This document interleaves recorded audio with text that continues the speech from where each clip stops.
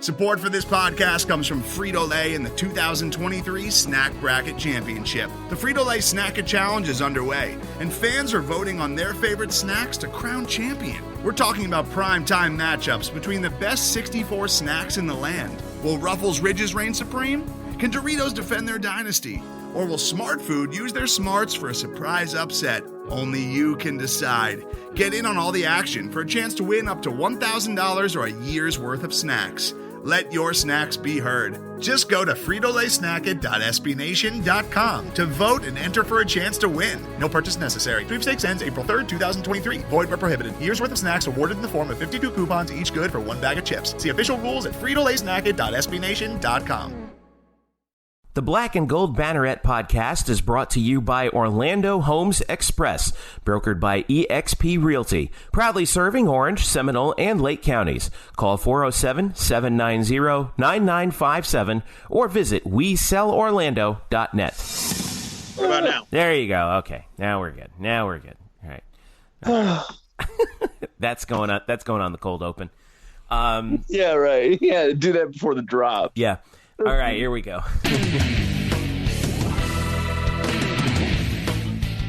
What's up, Night fans? Welcome to the Black and Gold Banneret Podcast. Jeff Sharon, Eric Lopez, and Brian Murphy with you on conference championship game weekend, sort of eve, not really. Well, we're a few days. Solid setup there, Jeff. Yeah, that was pretty solid. You know, well, I'm sorry, I was distracted by my Alliance of American Football quarterback draft day following thing. Yeah. So we've got the what do you call it? The Orlando Apollos, who are playing who are playing in Spectrum Stadium. They've got two quarterbacks. They're about to draft another one. So yeah, they got it's a 4-round quarterback draft. That Justin Holman is one of the guys that they might have at their disposal. So we'll be following that, but that's not the news that we're going to be talking about. We have a stacked show for you. We're going to recap the war on I-4. We're going to talk about McKenzie Milton's obviously devastating injury. That huge news from that. What more can you say, at least from this point? And we're going to talk a little bit more about the college football playoff rankings that just came out. UCF kind of, sort of went up a little bit to number 8. We'll riff on that. We'll preview Memphis once again. Murph, you had this 4th time in 15 months that these two teams will have played each other, which is pretty remarkable when you think about it. Yes. Yes, I broke that story. Yeah. I broke that news. Yeah, you broke that. I believe you had that, in the words of Tony Cornars there. We'll also talk hoops, as both men's and women's teams seem to have figured out some early season jitters. And we'll also talk UCF Volleyball, finishing up their regular season and going to the NCAAs and hosting the NCAAs for the first time in program history, and bringing quite a bit of talent to town as well to the venue this year. So lots to talk about. Of course, you can follow us at blackandgoldbanneret.com. We are UCF's the home for UCF Knights news on the SB Nation network. Follow us on Twitter at UCF_Banneret. Personally, we are at Jeff_Sharon, Eric Lopez Elo, excuse me, oh boy, and Spokes_Murphy. Yeah, it's been quite the weekend. I got my glass of water. We're good. We're all set to go. Look, we're all humans here. This is raw, uncut, and unfiltered, just like you fans have always told us that you like to. No editing. No editing at all. Nope, no, sir. Okay, let's dive in. More on I-4. 38-10 UCF victory. That was the story. That was the story of the game, but it was not the story of the day. The story of the day was with about 11 minutes to go in the second quarter on a designed run on third down. McKenzie Milton, running to his right, was hit low, and his knee basically was demolished. No official. Well, we have had some news trickle out. It was obviously we knew it was very bad when it was there, but it's a dislocation, and obviously his season is over. His entire football career may be over, as far as we know. We're still at a very early point. He was taken to Tampa General Hospital, which is the reason why they took him there as opposed to the other three hospitals that were closer to Raymond James Stadium, was that's a Trauma 1 unit. They are experienced in handling catastrophic injuries like that. The late word is, well, Murph, I know that you've been staying on top of it, especially today. What is the latest right now on McKenzie Milton's knee and his overall health? Well, Teresa Milton, his mother, has been keeping all of Night Nation updated through Twitter, which we should all be thankful for. Again, yes. The family doesn't need to do that. They don't need to reach out to us. They can totally keep this very private and say to respect our wishes, and to some extent they have done so, as far as like no one should reach out to McKenzie, for interviews or anything. He's resting, but they have kept us updated over his health. She said today that the blood flow in his knee has been restored. Certainly what had happened there was during the injury, not only did he dislocate the knee and thus most likely tore multiple ligaments in his knee, he tore the artery. And so we know that because of that, the blood flow was disrupted, and thus they had to do emergency surgery that night. We knew it was reported that night that he was in emergency surgery, and now we know why, because they said that he tore the artery. Yeah. And if you obviously don't stem that fast enough and you don't restore the blood flow fast enough, you're talking about possible amputation. So anyway, as far that's been restored, she did. I think the newest piece of news that she said is that McKenzie did suffer some type of nerve injury, nerve damage. The nerve around the knee is not severed, but it is injured. To what extent, we don't know. It's just another hill that he's going to have to climb in his rehab back, which is going to be long and arduous. And I don't know how many months or years it's going to take. I mean, there's just so many facets to the injury, more than just the dislocated knee that he's got to come back from. But he is resting comfortably, they've said. He's in high spirits. He is, thinking positively, which we would not be surprised at. McKenzie's just, a gamer. I think, Josh Heupel has used the word warrior to describe him a few times this week, and that's definitely true to what we know about McKenzie Milton. We do also know that he will not be in attendance for this Saturday's game. He would like to be. His mom said that he wanted to be, but doctors think it would be too risky for him to be there. Could he be involved in some way via the Spectrum Stadium scoreboard screen? Possibly. I don't know. But as of now, I think what's most important is that, the doctor saved his leg. Yeah. He right now is resting comfortably and healing. He has more surgeries to go through, but for now, they're out of the woods as far as the most dangerous part of the injury. Yeah, that's the part that a lot of people I don't think quite understand. Like, we've seen injuries like this before. Unfortunately, Zach Miller, I think the Chicago Bears first came to mind, and he had the exact same injury. Yeah. The exact same injury, and he's still. Obviously Miller's trying to make a comeback, but this is I guess the good thing about this is, McKenzie Milton is a young guy in extremely good shape. If something this catastrophic, if anyone can recover from something this catastrophic, to whatever extent you can recover from, it's McKenzie Milton. I know that this was the update actually that came by. We're recording this on Tuesday night. This is the update that came down that you were talking about. It was initially shared by Christian Brewy of WFTV, and this is from Mark and Teresa Milton, McKenzie's parents. Quote, on behalf of our son, McKenzie Milton, and our family, we want to thank the doctors and nurses at Tampa General Hospital and the University of South Florida and UCF medical staff and athletic trainers for their teamwork and prompt attention to McKenzie's injuries. His blood flow has been restored to his right leg, and his nerve is injured but intact. So it's not the worst news in the world. He is recovering and healing and is receiving the best medical care. At a later time, he will have reconstructive surgery to repair his knee. That's sidebar. That's what you were talking about. Like that's ligament damages. Yeah, that's the ligament damage. God knows what's also happened to some of the bones in his knee, like his patella. I mean, that's a total mess. That date has not been continuing the statement. That date has not been determined at this time. McKenzie and our entire family are so touched and grateful for the prayers, support, and well wishes. McKenzie is in good spirits and has a very positive attitude. He looks forward to cheering on his teammates in their quest For another conference championship this Saturday, at this time, McKenzie would like to maintain his privacy to get the proper rest, medical care, and healing before he grants any interviews. We appreciate everyone's understanding of this request. Night Nation is part of our Ohana, and we feel very blessed as a family. Aloha, Mark and Teresa Milton. So, what more, at least at this point, can be said about McKenzie Milton? To that moment, the Heisman potential, outside shot at the Heisman candidate, but certainly a candidate. After a lengthy delay at the game, and after he was wheeled off the field, in comes Darryl Mack, who was, obviously this. We talked about this before, the ECU game, where he came in and won the game. It wasn't overly spectacular, but UCF won the game, did what he was asked to do. He comes in and leads UCF to 31 of their 38 points, and didn't have the most spectacular game in terms of numbers, but like we said, got the job done.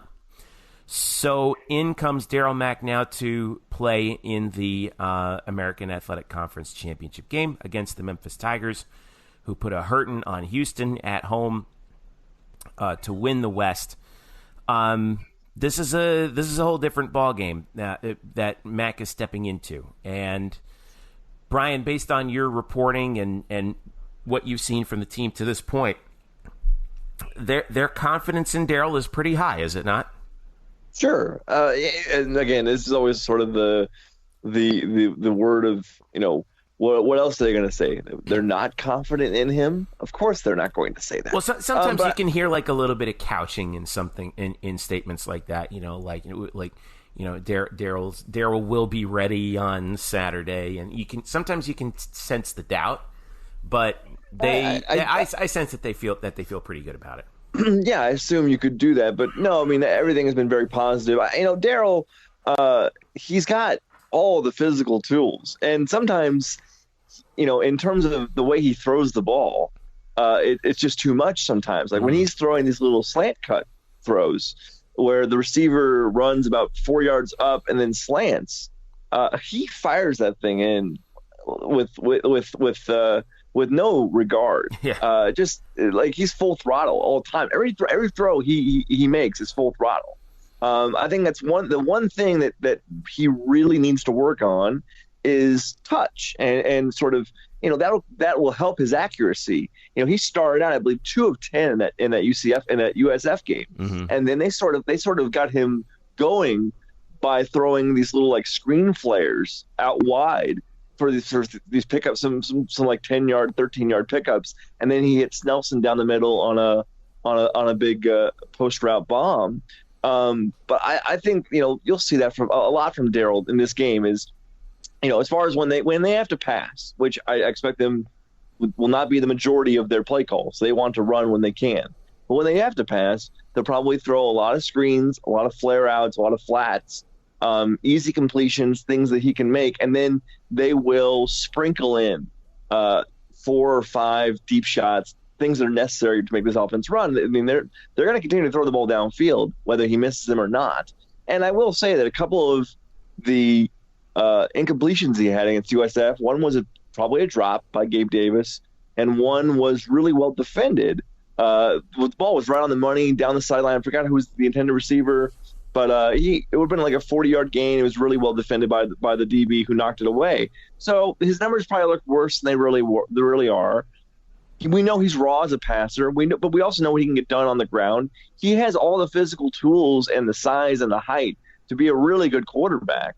I think if he just, as time goes by, again, he's a redshirt freshman, as time goes by and he develops, sort of passing discipline with how he delivers the ball, be a really, really good quarterback. I think people are freaking out too early, looking at his first 2 games against ECU and USF and saying that UCF is not in good shape with Darryl Mack as the future of this program.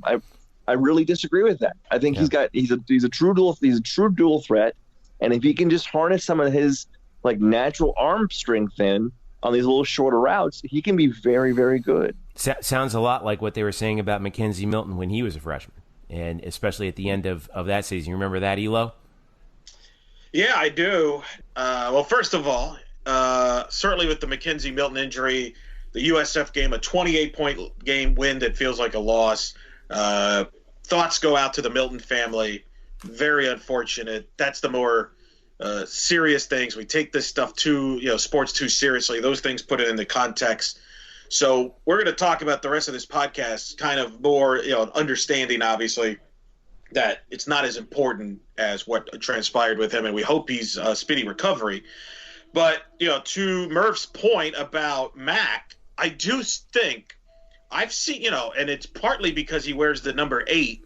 There's been the Culpepper comparisons from the fact that he's a big guy, like Culpepper was. So I actually kind of think of him more as a Culpepper type, not with the accuracy that Dante did. Not suggesting he's going to be anywhere near as good as Dante is, but I do think, Murph, that the next 2 games will dictate what 2019 will look like. I feel like in some ways Mac is auditioning now, unfortunately, for the starting job in 2019. Because I think we all could safe assume that McKenzie Milton will not be available. Let's just go with that. He will not be available in 2019. Yeah. Mm-hmm. And I think the 2 games will be an audition to him to see if he is the starter, or could also decide and UCF might do this anyway, go after a transfer, a graduate transfer or a transfer quarterback, because all of a sudden the quarterback position from a depth standpoint is in question. Yeah. It's going to be hard to say. I mean, you can't we don't even know what the situation might be in terms of, who might be available. We don't know what's going to happen from there. But the depth situation, obviously we've seen Quadri Jones for 1 throw basically all year. The thing that I think we're going to start to see now is, and obviously the case for UCF is going to be made by the running game. And, we saw Greg McCrae and the job that he did against South Florida, 181 yards and 3 touchdowns on 16 carries. He was just phenomenal. What a week for him once again. He just continues to blow expectations out of the water. Mm-hmm. Looking ahead to this Memphis game, I feel like this game might last 2.5 hours because we have, we know what we're getting from Darrell Henderson and Memphis. They just, when Ed Oliver, I watched that entire Houston game. When Ed Oliver came out of the game at halftime for Houston due to an injury, Memphis's MO was, Mike Norvell, they said, okay, you're not playing him? Okay. We are going to we're going to ram the ball down your throat. You know what's coming, and you're not going to stop it. And that's exactly what they did.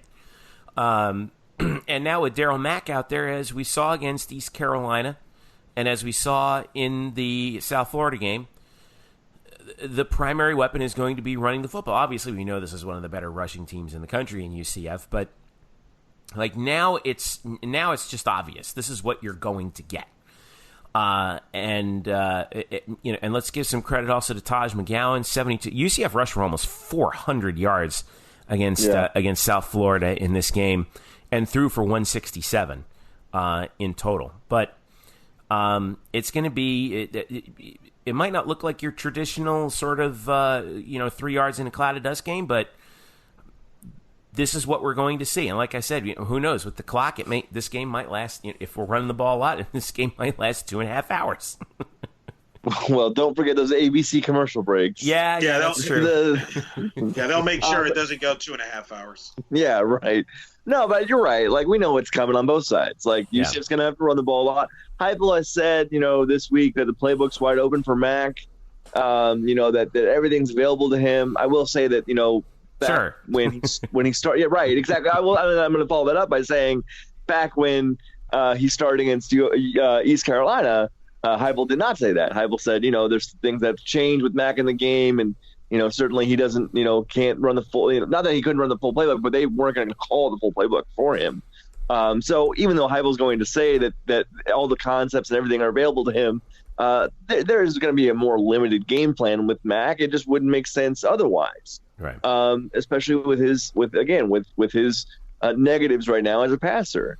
So yeah, you're gonna run with Greg McCrae, Taj McGowan. They've done a really nice job of not running Adrian Killens through the middle of the line as much as they were through the first half of the year. They've gotten him out in space more, and that's really helped. And they're going to run Mac 10 or 15 times in this game because he's 6'3", 220 or 6'3", 230. And it's going to be hard to stop him. And he's going to pick up 5 yards just due to his size. Yeah. And then obviously everybody knows what Memphis is going to do. They're going to run Darrell Henderson, and hopefully that Brady White doesn't turn it over. He had 2 interceptions against Houston. And if they do that against this defense in this stadium, which is going to be just, amped up and emotionally revved up beyond belief, you can't turn the ball over. Really, it's going to come down to just turnovers and who can really run the ball better. Like, those two things will decide this game, full stop. Yeah. Well, I think one of the other things that's going to decide this game is it could very well once again between these two squads come down to who has the ball last.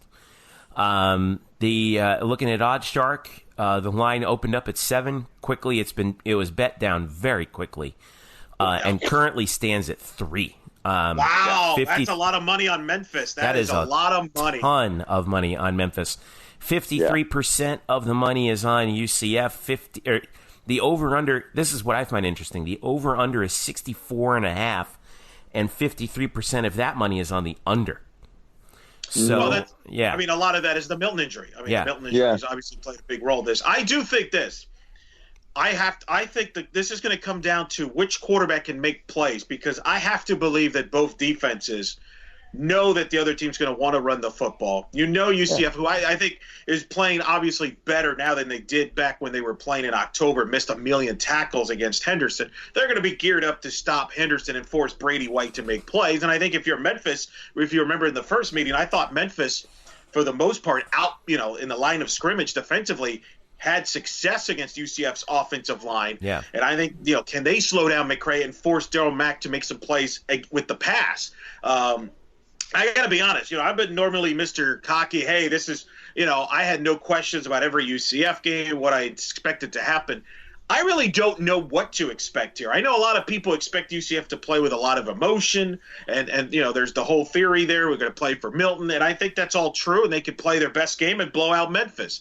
I could also see a scenario where McKenzie Milton's absence is shown, and Memphis, who, by the way, this is the 4th time these two teams are going to play. There is the due factor, right? Is Memphis due to beat UCF? How many times can you beat a team in how many days, Murph? It's been like, I think it's actually like 416. It's not much. It's not many days. Right. And right. Well, I'll give you one more. UCF has won all 11 or excuse me, I'm pulling up the exact number because it keeps on changing every couple of weeks, it seems like. UCF has won 12 of the 13 meetings between these two squads, 12 including 12 in a row. Right. The Memphis's only win in the series was back in 1990. So that was when UCF was an FCS. That was when that was in the FCS days. So, but I look. We saw the game in October. Memphis probably feels they should have won that game. If you're in that locker room, probably they should have. They would probably tell you they should have won last year's title game. Yeah. We've discussed that. So now Milton is out. That's going to give confidence to that team coming in here that there's no McKenzie Milton. So, I'm going to play the Jeff Sharon card here and says I'm concerned. I mean, this is the first time all year I've been concerned about UCF because I don't know what to expect. And, it's, all the Milton motivation stuff sounds good until the ball is kicked off. And then it's about executing. Right.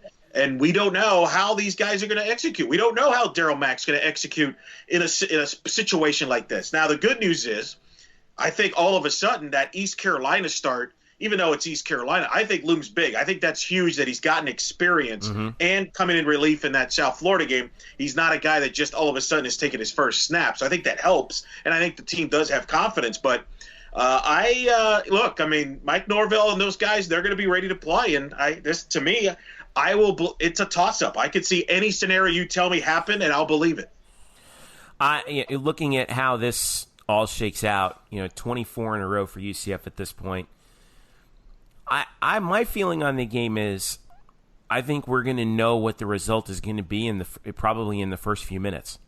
I think if UCF jumps out and plays with that emotion that they have, that we're expecting. I don't see this playing out the same way that the first game earlier this season did. I think that we might see it go one way or the other. I think really quickly. I don't see a very back and forth sort of game here because of the amount of emotion that's riding on it. And like you said, Eric, Memphis has a lot of emotion themselves. That riding into this, that they feel like they shot themselves in the foot. Back in the first meeting. What do you think, Murph?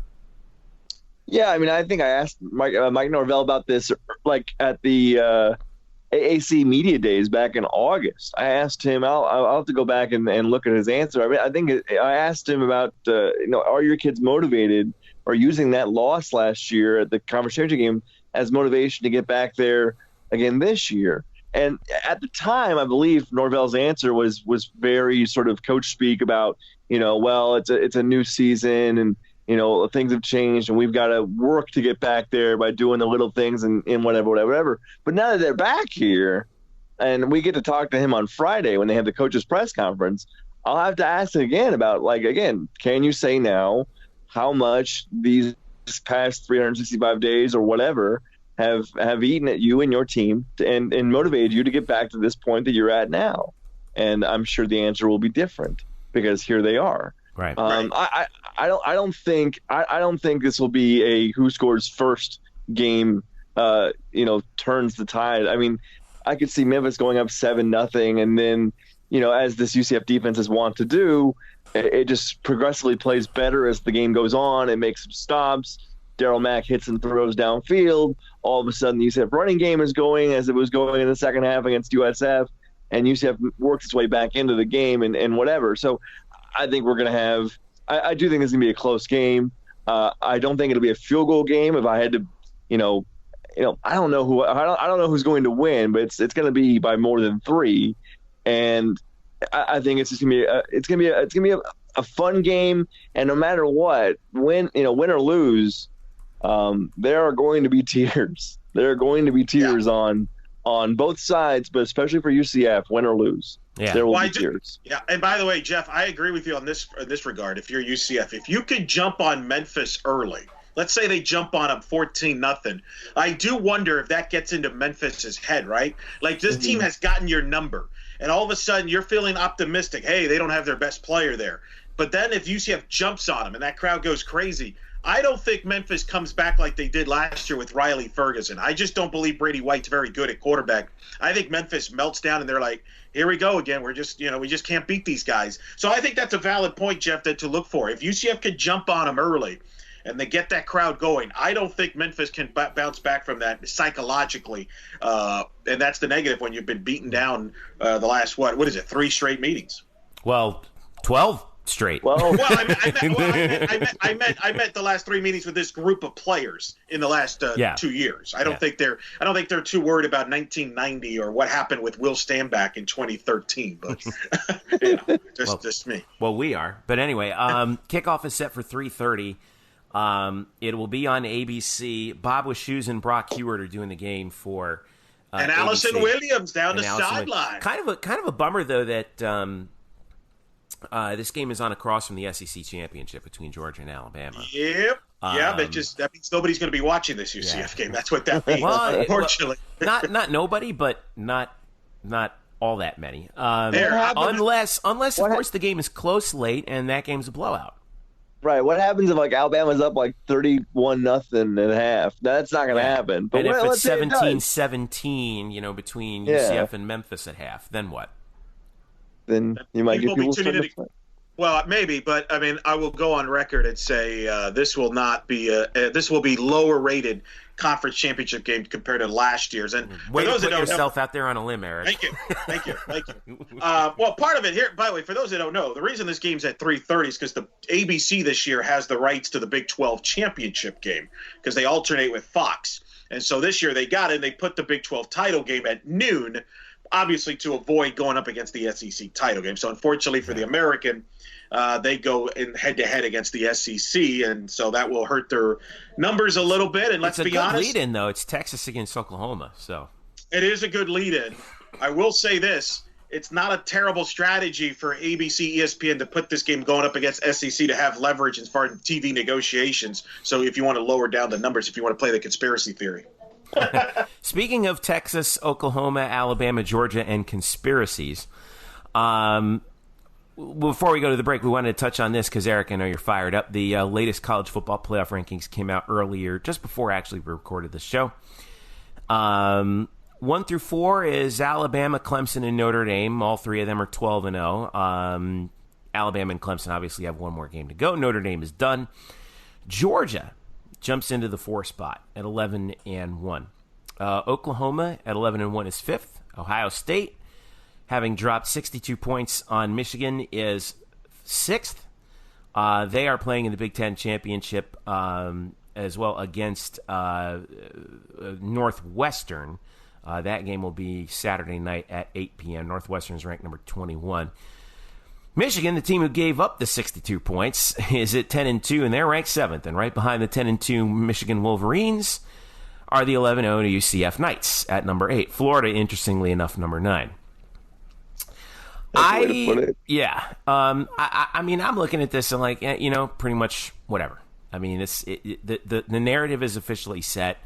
The goalposts keep getting moved. I think that the commissioner actually said that, when they asked him about Oklahoma actually giving up all the points that they give up, remember that was one of the knocks on UCF, that his point was, well, Oklahoma just finds a way to win football games. It just whatever at this point. It's UCF is not going to get into the playoff. I don't think that there's any. Wait a minute. I don't think that there's any.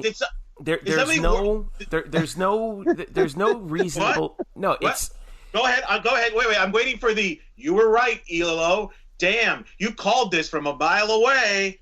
Where is that? Give me the dap. I'm not gonna do that. But what I am gonna say is that the College Football Playoff Committee has constantly moved the goalposts on UCF. Right, if you go back and you look at the record, hold on. I'm going to defend them here for a second. If you look at what they've said, every time that they've knocked UCF, they've used that same argument to actually tout another team, and vice versa. So I mean, that's now of course here's the other deal. Well, let me make this one point. Now here's the other deal. Right. McKenzie Milton's not there. Yeah. So with no McKenzie Milton for UCF, if you're looking at the possible television matchups, what's the draw of putting UCF in the top 4? Well, here's the better. No. This is the question you should be asked. Is UCF one of the 4 best teams without McKenzie Milton?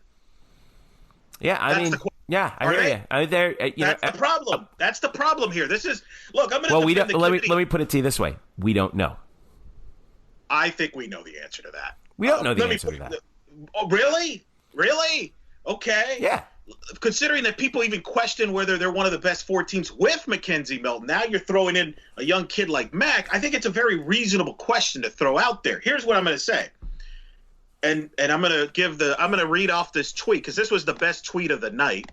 In fact, I recommend they follow this young man because this guy puts out nothing but fantastic tweets all day long, every day, really, when it comes to UCF content. Much more, he's the most sane guy I've seen on Twitter talk about UCF.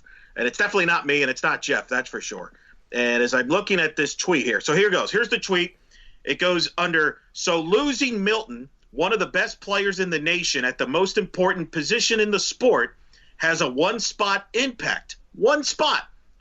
Although UCF should take that as a sign of respect. That was by Spokes_Murphy. It's me. Hi. They moved up to 1 spot, to 8, without their best player, a guy that many believe is one of the top 3 players in the history of the program. It's not like they dropped 3 or 4 spots. I think where if you want to call it a punishment, or if Milton injury, is they had Michigan stay ahead of UCF. Now, you may have a problem with that, but here's the counter argument to that. Michigan lost to 2 teams in the top 10 on the road, played a tougher schedule.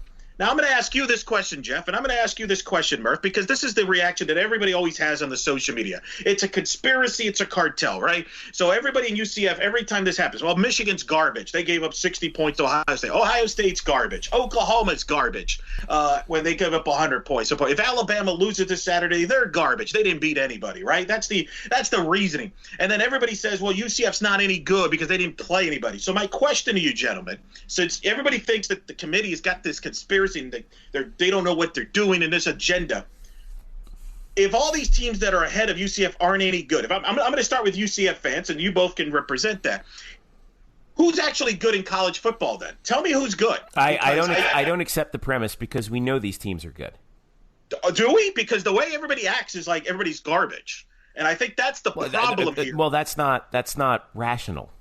I agree, but that's college football fans. They're not rational. I actually think the three of us are rational. I respect what Michigan does. I respect Notre Dame. I have no issues with Ohio State, Oklahoma. These are all good teams. Are they the best teams of all time? No. I think UCF's really good too. Like I've argued with this Alabama fan on social media while we've been recording. It's idiotic to suggest that UCF could not hang with Alabama last year within 30 points. I think that's asinine. But I also think it's unreasonable for UCF fans to suggest, well, we just lost our best player, maybe in the history of the program, if not top three, and to still expect people to, oh, yeah, we're still one of the four best teams there. What you're basically saying is we should be given the spot. Not that we necessarily are one of the four best teams. We should be given the spot because we haven't lost a game. But that's not the criteria here. That's not the criteria that the committee was set out to do. Their criteria, quote unquote, is the four best teams in their opinion. The criteria is that there is no criteria. They just Correct. pick they pick whichever four teams that they believe should be in it. I agree. That's their criteria. And the whole thing, but here's the thing: the fans' argument is okay. If you go straight from through 1 through 8, okay. Yeah. Alabama, Clemson, Notre Dame undefeated. If they all win, they all get in. Okay. If you're trying to sneak UCF into the 4 spot, the fans are now. I'm not saying that this is correct. I'm saying this is their argument. If Alabama wins, Georgia loses, they have 2 losses, bump them down. If Oklahoma loses to Texas, they'd have 2 losses, bump them down. All right. If Ohio State loses to Northwestern, they have 2 losses, bump them down. And Michigan with 2 losses ahead of UCF is not there. You're going to put how many 2-loss teams ahead of an undefeated UCF, or you could just have 4 undefeated let's settle it on the field that way. I understand what I'm saying is I understand the logic, but what I'm saying is the committee gives no craps about logic. No, that's not. But see, no, that's your problem. No, why should it be the 4 undefeated? By that theory, then you're to put the criteria in. If you're undefeated, you're in the playoff no matter what. And then what happens is every team then schedules nobody. They'll play a bunch of FCS schools. I don't think this is the problem. Like what Alabama does? Oh, see, there you go, Mr. Fan. Alabama beats nobody. They don't play anybody. They're overrated. No, their non-conference schedule is a joke. So. Well, because Louisville it's not their fault Louisville went to garbage. I mean, it's the same problem that UCF had. I mean, that's the deal. The difference is Alabama destroys every team, whereas UCF struggles against certain teams. That's the difference. Alabama has won every game by 1 billion points, and they have the best player in college football is going to be the unanimous Heisman Trophy winner. I mean, I'm sorry. That's the way it goes. Here's the thing. You're right. There is no criteria. So you know what? The committee is, no matter what they do, they're going to piss people off. If they put UCF in, people are going to say, how can you reward a team that plays nobody? If you put in Oklahoma, how can you put in a team that plays no defense? If they put Ohio State in, how can you put a team in that lost by 29 to Purdue? No matter what they do, they're going to get criticized and they're going to get ridiculed. There's no right answer until you actually put an actual criteria into this logic. Otherwise, it's not their decision. I mean, it's not their decision per se. It's the whole deal. I think, and Joe Klatt tweeted about this on Tuesday night. I think this is going to change in the next TV contract, because if you've noticed this week, a lot of the media people, a lot of people are starting to ridicule the importance of the conference championship game. And the example is Georgia. This is why that whole logic about if everybody, the chaos theory that you just brought up, UCF still would have no chance, because a lot of people have actually put Georgia in anyway. Correct. Why? Because Georgia's playing Alabama this week, whereas UCF's not playing Alabama. Clemson's not. Ohio State's not, because of this stupid division-alike crap where you have two divisions that are not divided. Pittsburgh's not the second best team in the ACC. That's a hole of crap. They should. That's a joke. And the fact that Georgia's playing Alabama is a disadvantage to Georgia. That's why this thing is not completely balanced. So I think the conference championship games are going to be gone by 2026. And I think you're going to get it 18. Oh, no. Those games make way too much money. No, but networks and the conferences. They are never going to get rid of those. But I disagree, because I think TV's going to say, you know what? Those quarterfinal games will make a lot more money than that conference championship game, because I don't think the schools will ever add an extra game, but I think there could be a compromise, and that might be your compromise. Well, man, if you pay them enough, they will find an extra. Well, that was the same argument that they made about the playoff anyway. Oh, you're adding an extra game. No. You're not adding an extra game. You're only adding an extra game for two teams. Well, I'm just saying, there's flexibility. They can negotiate it. It wouldn't shock me if they got rid of the conference championship games, because I think what you're going to start seeing is less and less importance being put in conference championship games. We already see that with Alabama. Alabama's going to be in this playoff whether they win this week or lose by 20, just like they weren't in the conference championship game last year. You made my point. I think if Georgia loses by 6, and let's say Oklahoma and Ohio State loses, Georgia's going to be in. So, and I think you're going to see less and less importance in these conference championship games. And I think there's going to be a lot of people trying to eliminate conference championship games if that's what it takes to get to 18 playoff. But that's a whole other story with that. But I don't think it's an insult just because they have UCF outside without McKenzie Milton. I don't think that's a conspiracy theory. That's what they believe. They believe Michigan is better at this point than UCF without McKenzie Milton. And unfortunately, that's the way it is. At the end of the day, the only rankings that matter in this thing is who's number 1, who's number 2, who's 3, and who's 4. Nobody really cares who's 5 or 6, 3 months from now. But that's the system that it is, and I don't know why people keep getting sucked into this. Ironically, Jeff, I do think if UCF had last year's resume instead of this year's resume, I think UCF actually would be in the top 6 right now. Well, I don't know. Maybe. And I think because I do think this year's committee has actually been more respectful to UCF than last year's committee.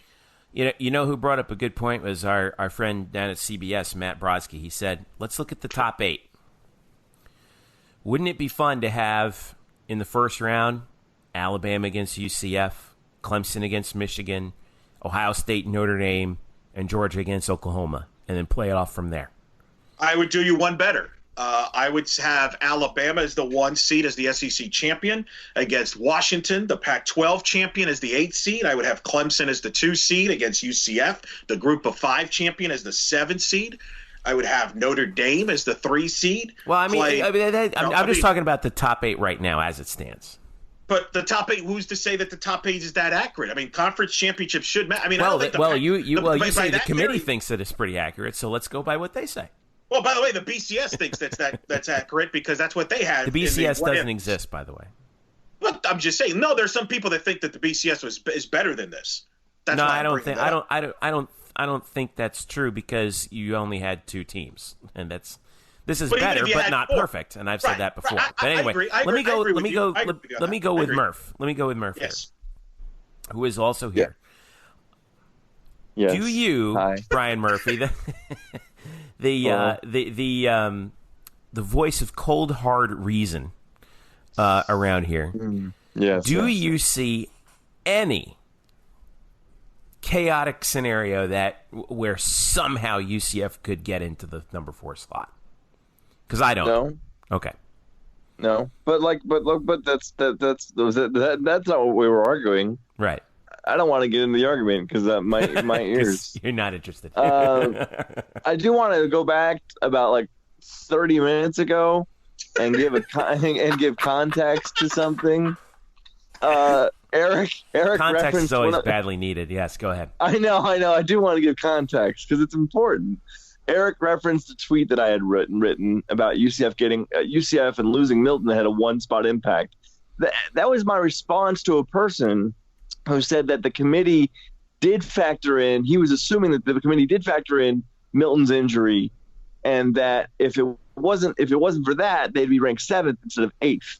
And so that my response was more of a disbelief to that notion that they factored it in, and that the loss of McKenzie Milton, a great player, one of the best players in the nation at the most important position in the sport, had a one spot impact. I don't understand. That doesn't make sense to me. That either the committee, loves Daryl Mack, or they just love UCF on the whole. Which again, like that's what I said. Like UCF should take that as a compliment. Yes. Because I honestly thought, and I was not the only person who thought this, because I talked to people all day today about what's going to happen to them, and I thought they were going to drop. I really did think they were going to drop, because we know the committee takes injuries into account. Now, the CFP director, Bill Hancock, did say after the game on Friday that while they do take injuries into account, they do try to base it on how the injuries have affected the play on the field thus far and not predicting the future. So in that sense, this ranking kind of holds true to that, because they are basically looking at what UCF has done with Daryl Mack and not assuming that they'll and kind of rewarding them for the play that they've had with Mack on the field, and not assuming that they are going to have the bottom fall out with Milton off the field. So I was proven wrong. I thought they were going to drop. They did not drop. But to say that they should be 7 and they should be 7 with Milton and they're not because he's hurt, I don't understand that. But back to your point, Jeffrey, this is all meaningless. Right. because to quote Andy Seeley, we are tilting at windmills here. I mean, really. I mean, I hate that. I mean, I did rail a little bit tonight, which is very unlike me. I really, but I think you should do more. I think this. I think you have a strong point here. No, it's stupid. No, it's just ridiculous. No, it's ridiculous to talk about rankings. Someone brought up a great point on Twitter that I didn't want to flesh out wholeheartedly, because I would have gone like a 40 tweet string of just a 40 string tweet. Whatever. I can't even talk. I can't even talk right now. You're so emotional. Hashtag content, baby. I know, right? Someone said, why do we let subjective humans on a committee make these decisions? And I'm like, well, that goes to psychology and philosophy of human beings, and that's just too much. We can't go that far. Wow, that's pretty good. What we can do is just like take it for what it is.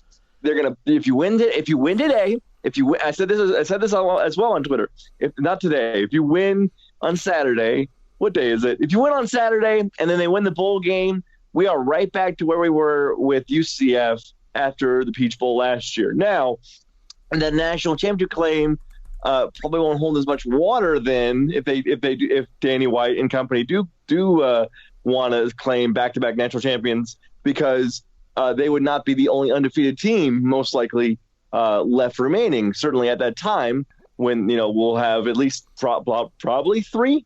And maybe 2 at that point. So who knows? But again, you just win the games you have in front of you. Whatever happens, happens. If UCF goes and plays Washington State or beats Washington State or beats Florida or beats LSU or whatever, that's still going to be looked at as quite a feather in the cap. And then they'll come back and try it again next year. But the system's not changing, not until 2024. I do not think at the earliest. So, I'm sorry. He's got to roll with it. And then humans are flawed.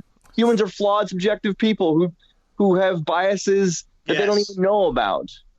People are awful. It is what it is.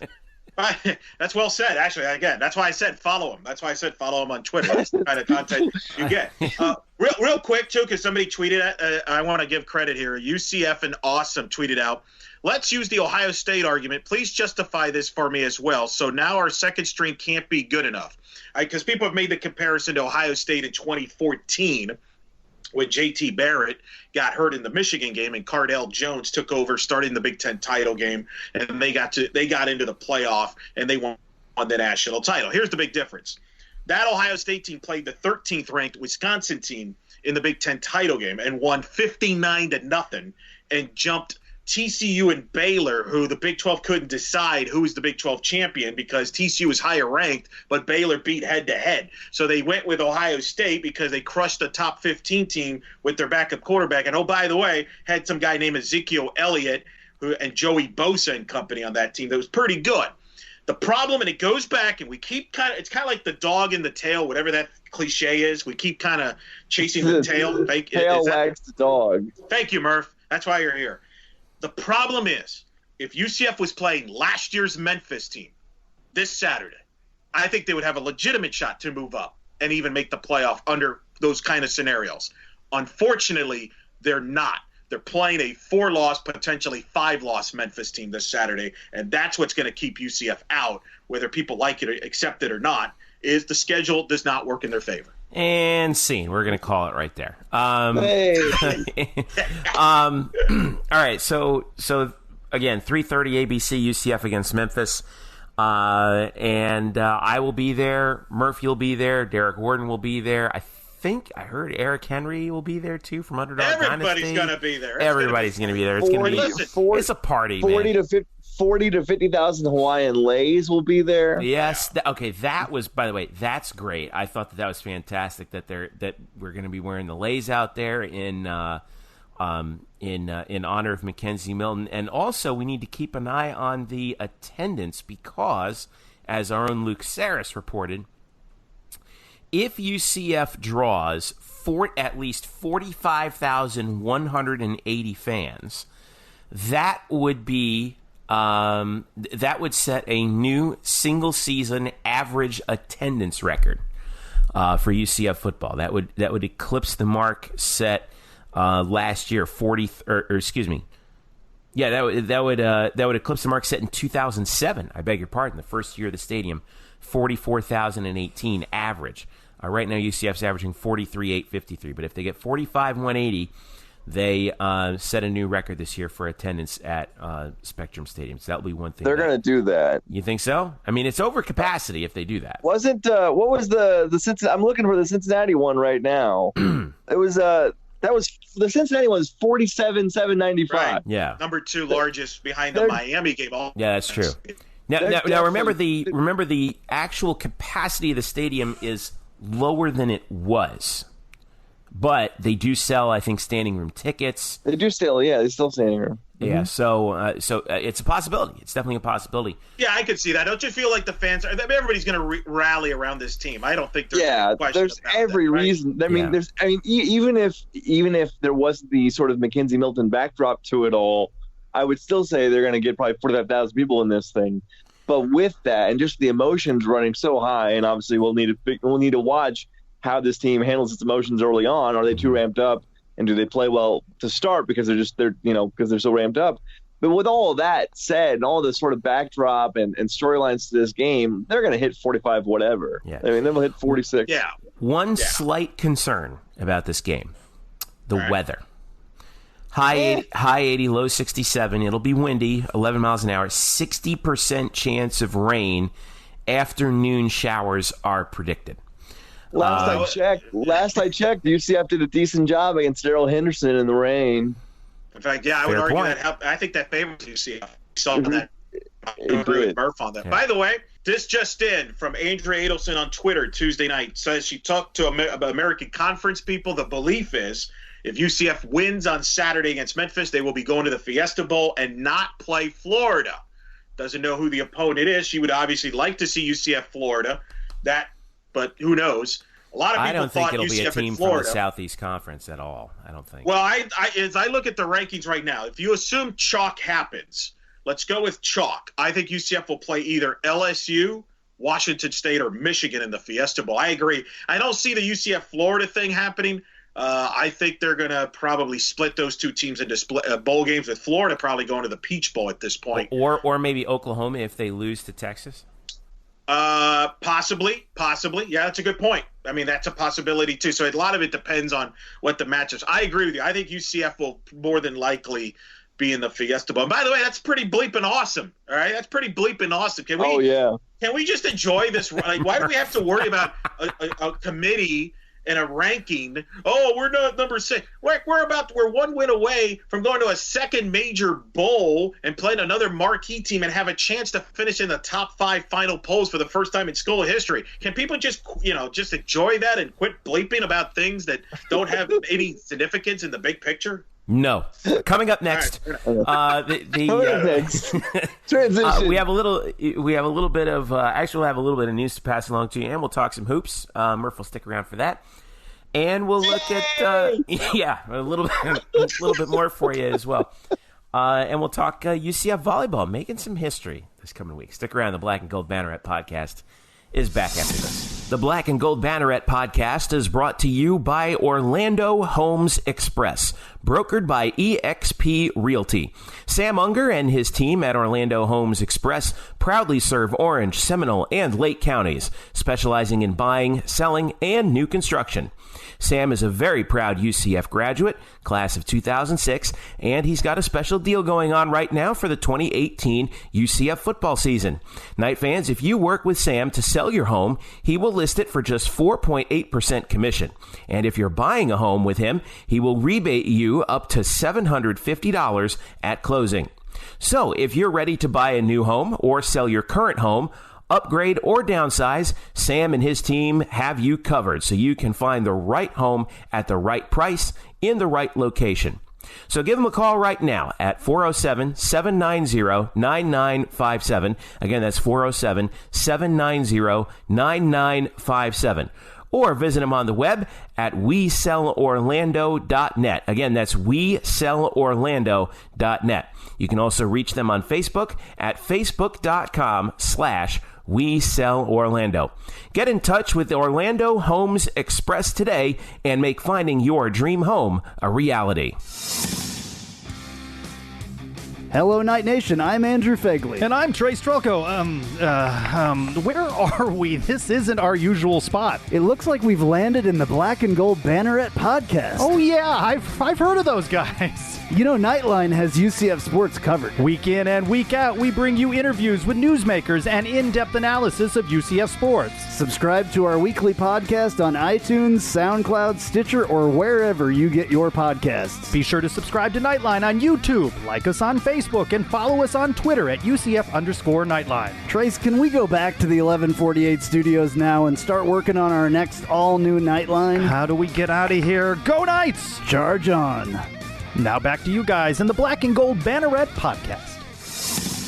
Welcome back to the Black and Gold Banneret Podcast. Jeff Sharon with you here alongside Eric Lopez and Brian Murphy, blackandgoldbanneret.com.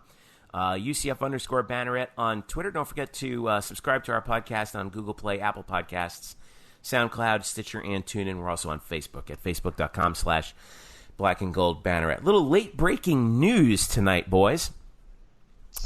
Former UCF quarterback Justin Holman has been drafted by the Atlanta Legends of the Alliance of American Football in their quarterback draft. Holman will play for he's originally from the Atlanta area, so he will be playing alongside Aaron Murray, the former Georgia quarterback, who also went in that draft as well.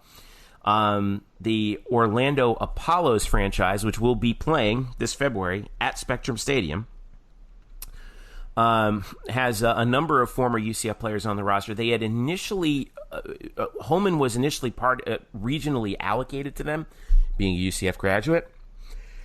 However, in that sort of protector pick draft, he was left unprotected by the Apollos. So he goes to Atlanta in the draft. Your quarterbacks out there for the Apollos, they actually drafted a guy who we are familiar with from the American Athletic Conference, Garrett Gilbert, former Texas quarterback, former SMU quarterback, and they also drafted Stephen Morris, the former quarterback from the University of Miami, to go along with a number of other players, former UCF players, non-quarterbacks who are already allocated to the team, which is head coached by Steve Spurrier.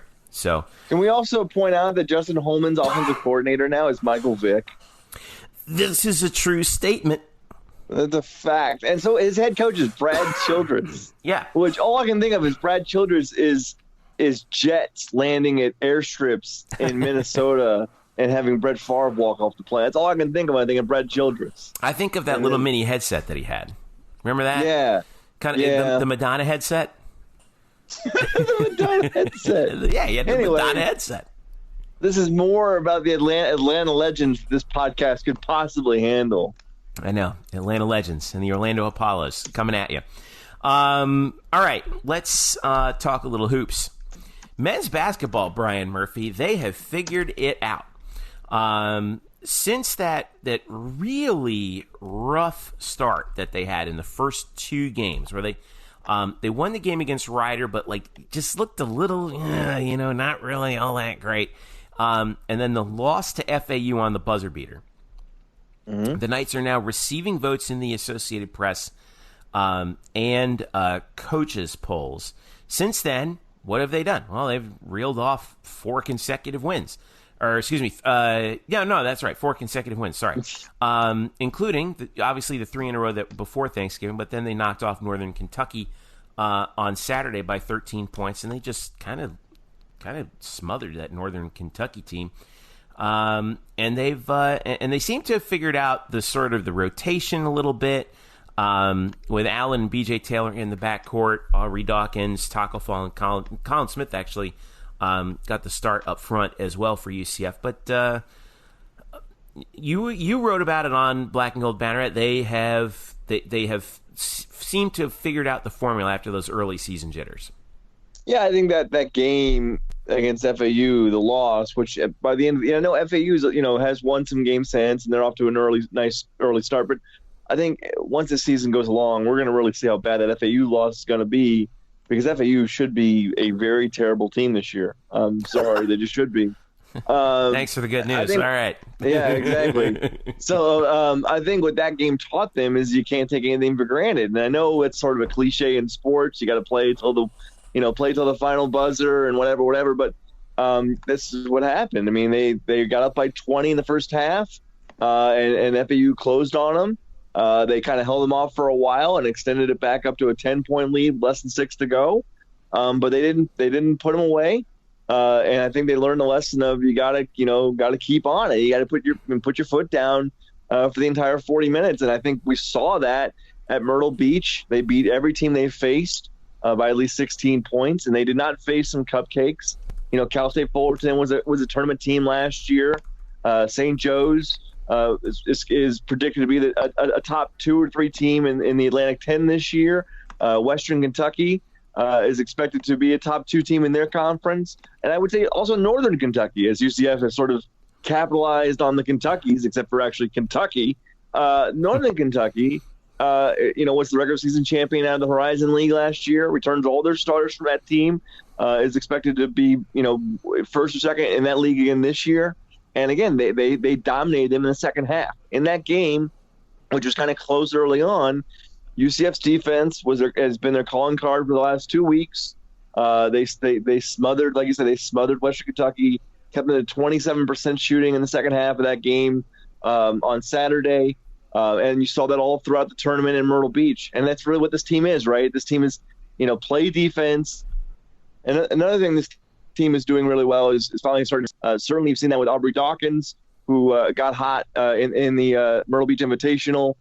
This is what this team is, again, supposed to be. And it's finally coming to fruition. Again, it's still early. We're not even at conference season yet. So, in the end, this is more of a warm-up for conference play. But what we've seen the last 4 games out of this crew is exactly what we expect to see from this team, and it looks like a top 25 squad. Well, we're going to see 2 really good tests coming up, and they're both going to be on ESPNU. Thursday at 7 against Alabama at home, and we'll talk more about that in a second. We'll understand why in a little bit. But and then they go out to Columbia, Missouri to play another SEC squad, the Missouri Tigers, Sunday, December 2nd at 3. So both of those games will be on ESPNU, and we're going to get a real good test against 2 pretty good power conference teams coming up before they come back home again on Saturday, December the 8th, as we roll through the non-conference. Can I at least say this about those 2 games? Both those teams whom UCF faced last year are not as good as they were last year. Right. Colin Sexton is not on Alabama anymore. Even when UCF went to Alabama and won there last year, he's gone. And with Missouri, Michael Porter didn't play against them, but Jonte Porter has brother, he's not there either. He's out for the season with an injury. Missouri should be pretty awful this year. Yeah. Alabama's off to a decent start, but again, that team's not nearly as good as it was last year with Sexton. Don't go saying that. Hashtag P6 and all that. Let's talk. Here's the thing, Murph. Here's real quick though. It's still good for the resume. You gotta get, if you could get those wins, it looks better on the resume. I mean, those are still good opportunities for the RPI and things like that. So I would still say, especially Alabama. I tend to agree with you on Missouri. I think Alabama is actually still going to be pretty good. I think they're going to be in the mix for the NCAAs. I don't know if they make it or not. Decent, yeah, that'd be decent. And look, let's say UCF's on the bubble, and it's them against Alabama. Unlike football, that could be the difference head to head. So we'll be keeping a close eye on that. We're also the committee isn't using. Oh yeah, go ahead. The committee isn't using the RPI. They're using the net rankings. That's right. We shouldn't even get in. Yeah, which we also don't know what makes them up too, because that is a disaster right now. Yeah. That is a disaster right now. So. I wanted to. We also need to talk about women's basketball because they are 5-1, and they are 3-1 on the road. Interestingly enough, I've played a bunch of road games. They finally came back home over Thanksgiving weekend. Curb stomped Richmond, I should say, by 22 points, 70-48, and then came back and knocked off Villanova as well by 15. A really good find for UCF this year has been Sydney McDonald. She has shown herself to be a real good scoring threat for UCF. And then in addition to that, KK Wright, though, she has been truly remarkable for UCF. She had a 20-point, 9 rebounds, 6 assist game against Villanova. I think right now, I realize that UCF plays with UConn in the same conference, but I would put KK right up there as probably the best point guard in the conference right now, at least the way she's playing right now. She had 14, 5-5 against Richmond as well in that game to lead UCF in what was a pretty balanced attack. This team just continues to get things done on the floor, particularly on the defensive end. For the game, they held Richmond to just 34%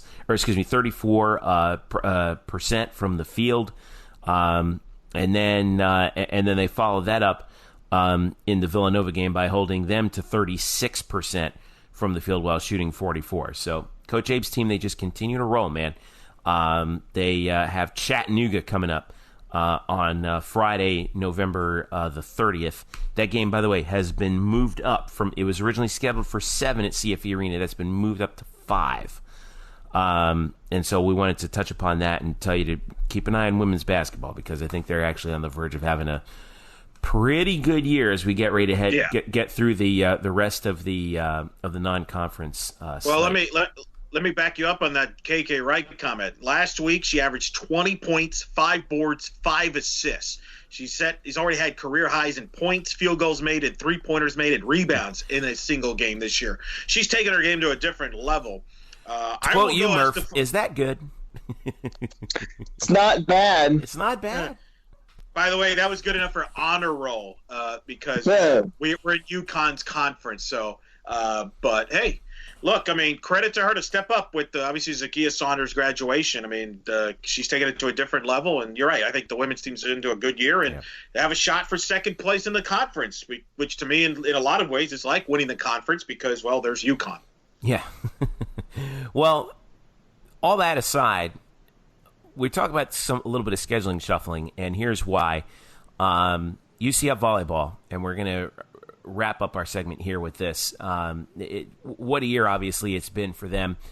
They made history this Sunday on a weekend that was, obviously post McKenzie Milton and all that for UCF sports. UCF Volleyball really ended the weekend on a positive note for the program. We know about how good they were on the floor this year, 27-3, 18-0, and we were watching. I was down there, and so were you, Murph, at the selection show party that they held at Burger You're everywhere, Murph. You're everywhere. He really is. And lo and behold, UCF Volleyball will host the NCAA Tournament for the first time in history. They've hosted the AIAW back in the day, but according to UCF, they've never hosted an NCAA volleyball tournament match. The Knights are placed in a pod with Florida Gulf Coast, who they've played twice, beat them in 4 the first time down at the Sunshine State Challenge in Coral Gables, and then swept them at the Volley Knights Invitational earlier this year.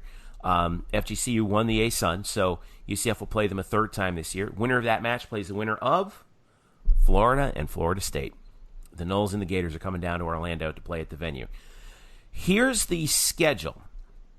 So the first day it goes Thursday and Friday. They don't do it like basketball where you have a day off in between. You go Thursday and Friday. Florida and Florida State play 4:30 Thursday. UCF plays Florida Gulf Coast at 7 on Thursday. Yes, you read that right. That is the same exact time as the basketball game against Alabama. Murph, you can't be Murph, are you going to be everywhere that night? Where Unfortunately, are you we can't. No. Yeah. I can't be. And for that, I will talk about where I'm going to be, especially tomorrow on Wednesday. But for Thursday, I have to commit. I had to commit somewhere, and it's actually going to be volleyball for me. You can't you can't go through that little hallway there.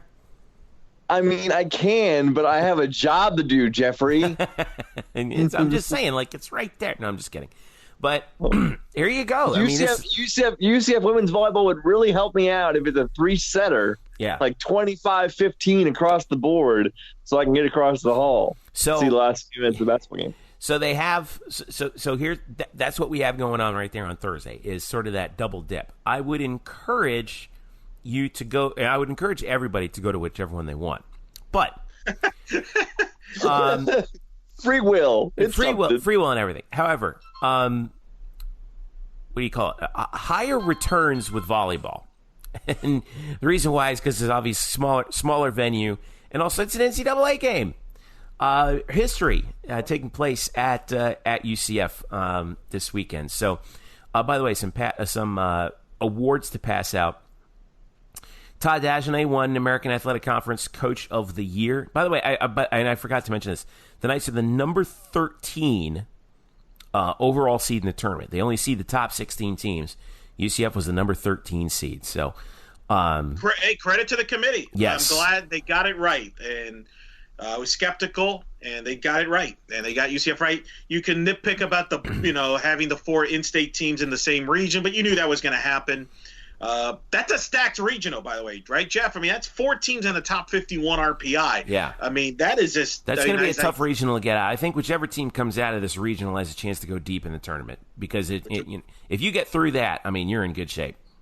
Yeah, and so I think that's as I called it, the group of death, if you will, as they call it, World Cup regrouped. Yeah, I mean, that's not an easy Florida Gulf Coast. You've said it. That's a little nervous. I mean, we talked about UCF Memphis in football. To play a team a 3rd time in a year, I mean, that's going to be tricky. And, I think UCF will be interesting to see if they can play with that calm early on. It's unfortunate that the UCF match is not at 4:30. Shame on you, NCAA.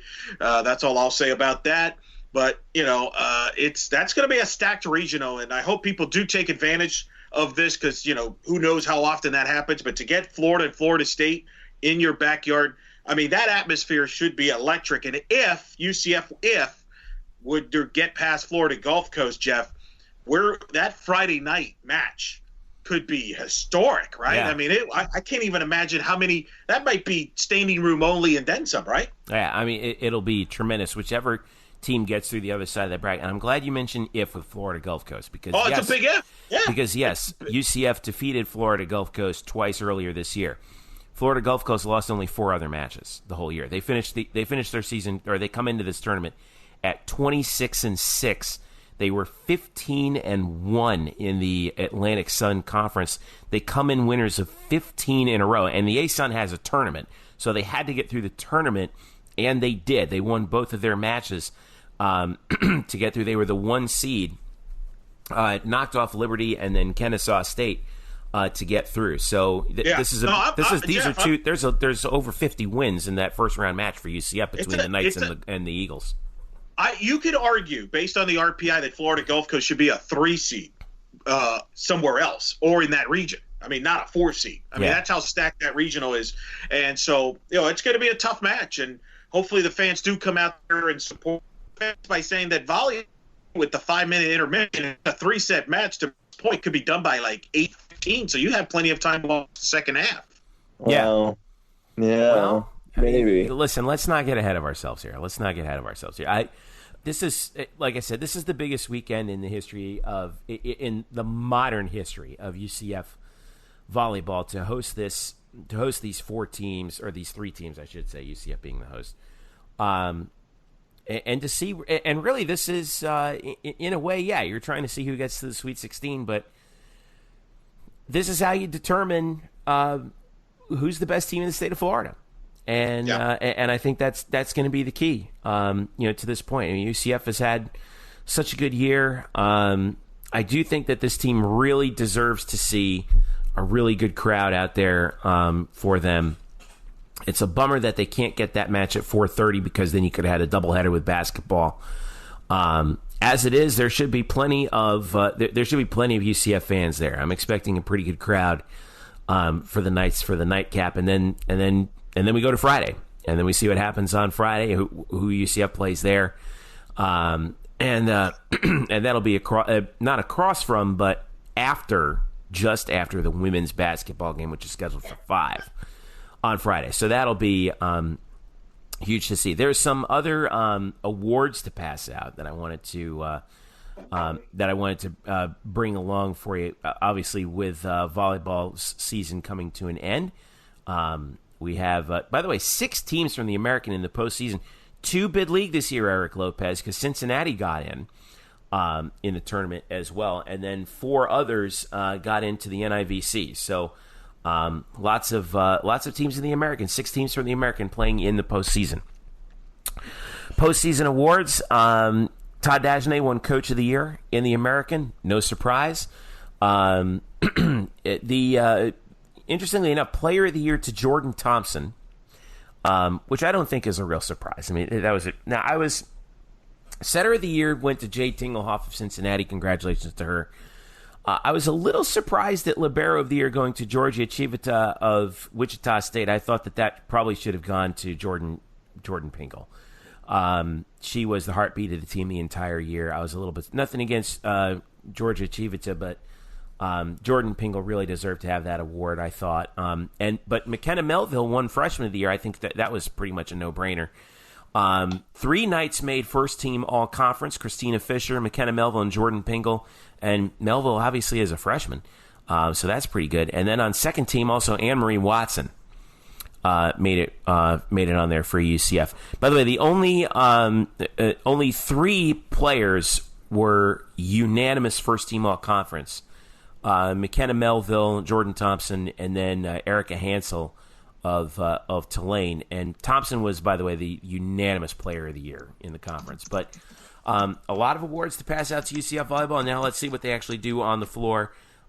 We did have the reaction from UCF there. It was fun being at that selection show and seeing them see their name on the board and finding out that they were hosting. As much as we love these teams, it's been so fun to watch this entire team the whole year. And you kind of touched upon it, Brian, which was like, it's almost like they don't know any better. And to see what they've achieved to this point has been truly remarkable. And we'll see how they deal with the success going forward in this upcoming match against Florida Gulf Coast. So this will be a lot of fun. I know you're going to be there, and I'm going to be there, and I think Elo, you're going to try and be there too, right? It's a party. It's a big party. It's going to be out there, and we'll hope for the best there, and hope for fun. That's going to be a heck of a nice 3 days, right? I mean, little men's hoops against Alabama, women's basketball. You got NCAA Tournament volleyball, and then, oh, by the way, the American Conference Football Championship. You realize this fall, we've now hosted the men's soccer championships in the American Conference, won a regular season title in men's soccer and volleyball. We're hosting the NCAA Tournament in volleyball, and we're hosting the American Conference championship in football. That's a nice fall to have. Not bad. I don't know how you follow that up in the spring. so a lot of pressure on UCF baseball. Yeah, a lot of pressure on baseball, softball, track. You know, Yes. You notice Murph just brought baseball out? I mean, my goodness, Murph. Look, we got to start. I'm getting the itch. I'm getting itching. I mean, we got to get going here. You and Ian McDougall were talking about at the volleyball selection party about how, you know, we really got to crunch now for baseball prep. And you were like, yeah, me too. I'm like, and I'm standing there. I'm like, dude, it is 3 days after Thanksgiving. Do you know Josh Donaldson is now playing on the Braves? Is that kind of nuts? Would you sign him for $23 million? Can we talk about this? Did you know that Justin Holman is with the Atlanta Legends? Did you know? Yeah, I did. So yeah, there's that. All right, we're going to finish up here on the Black and Gold Banneret Podcast. We got a lot coming up in the American Athletic Conference championship game. Obviously, we're all pretty much going to be there in some capacity. Eric, I'll start with you. What do you have on tap, and what do you have going on the site right now? First, on the site, obviously you got the update. Just wrote about the TV ratings. UCF South Florida, the second most watched War and I-4. I break down the numbers on how they did. And interesting stat, boys. You realize since 2012, and this is part of this great table that Jeff has on the blackandgoldbanneret.com, UCF football games have drawn over 1 million viewers 19 times since 2012. Mm-hmm. Right? 8 of them have happened in the last 2 seasons. Yeah. I mean, that just goes to show you that the power of that. I know people like to rag on ESPN and the mothership and all that, but, man, when you're UCF and you get on that big stage, that's a lot of eyeballs looking at the campus and looking at the team. Yeah, College Game Day had over 1.8 million. It's now the 4th most watched game day of the season. The Michigan-Ohio State one just went over 2 million viewers. But so it's been a lot of fun, and that's what I want to say to everybody. Enjoy this. I mean, obviously, our thoughts and prayers are with the Milton family. Yep. And McKenzie. Let's from all of us here at Black and Gold Banneret, thoughts and prayers. I think that's the most important thing. I know Murph has talked to him really at the last 2 years, probably as frequent as just about anybody with the media talks and things like that. And we just hope for the best for him.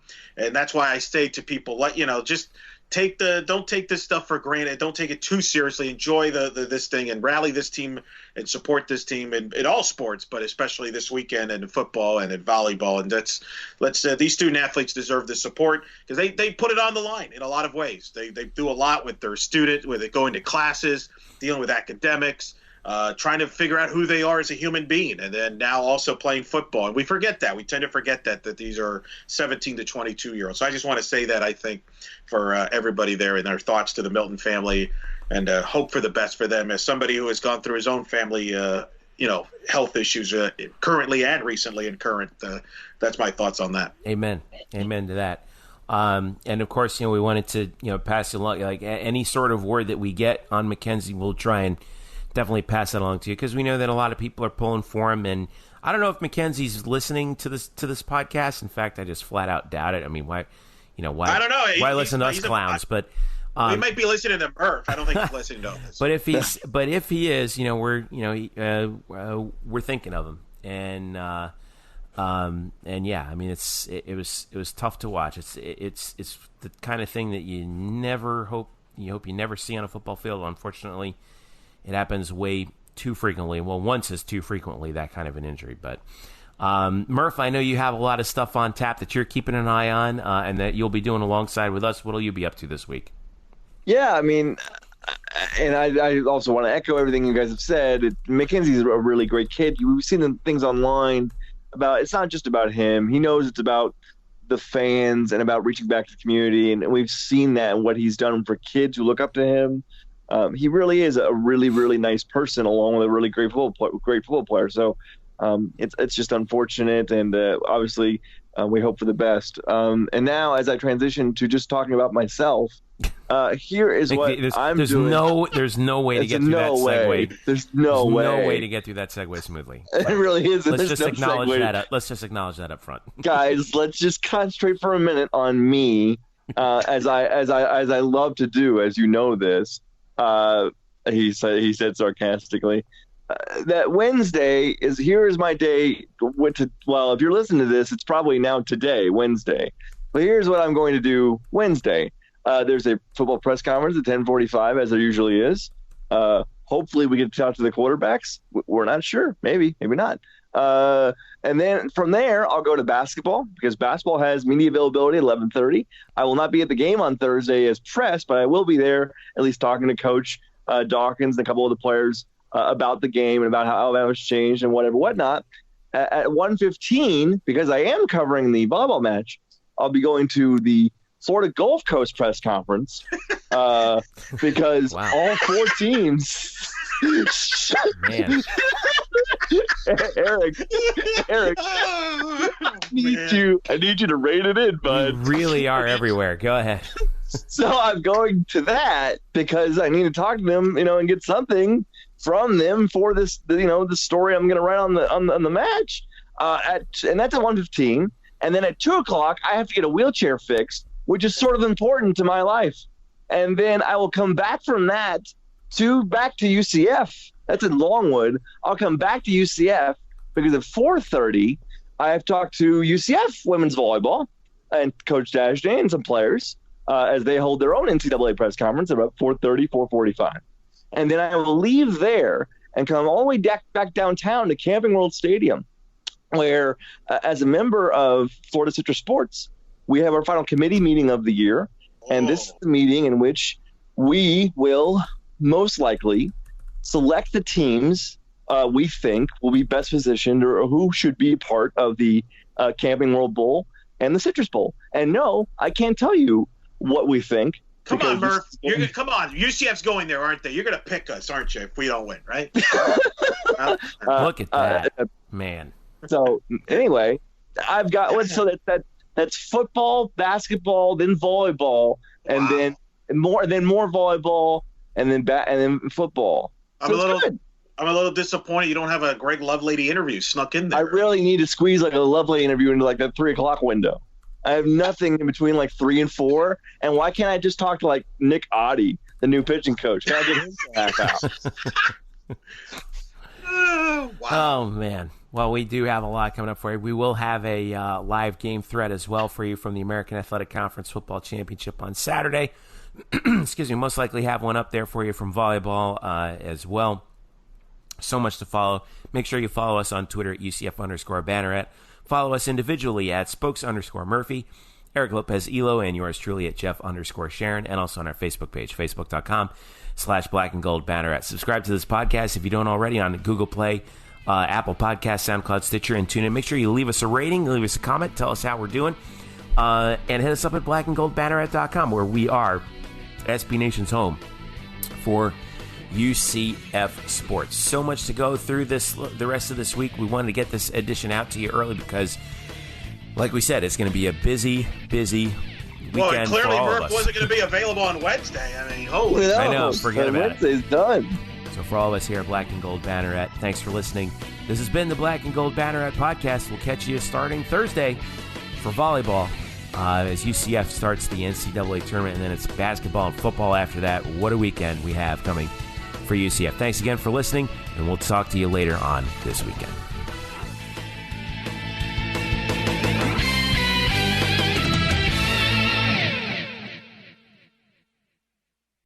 Today's episode is brought to you by Cars.com. With over 2 million vehicles and 50,000 more added every day, Cars.com will match you with the perfect car for you, your budget, your life, your style. And if you're ready to say goodbye to your current car, Cars.com will get you an instant offer to cash it in. Just start by entering your license plate and get matched with a local dealer who will write you the check. So whether you're looking to buy or sell, just go to Cars.com. It's magical.